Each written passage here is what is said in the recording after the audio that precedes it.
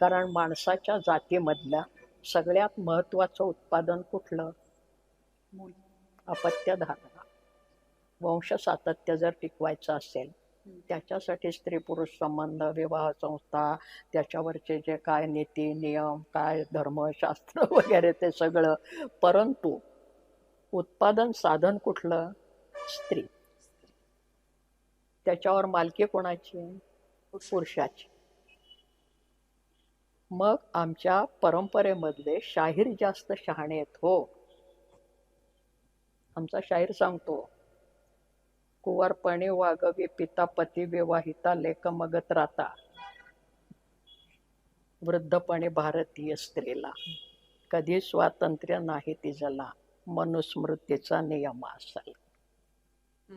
रानटी काळ संपला मानव सुधाराला, ज्ञान आलं त्याला, श्रुती स्मृती धर्म मागे पडला, तरी स्वातंत्र्य नाही स्त्रीला.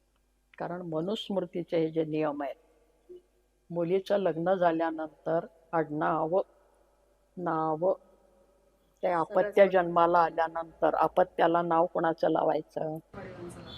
बापाचं. आता ते काहीतरी कायदा बिदा झालाय, त्याला काही फारसा अर्थ नाही. नाव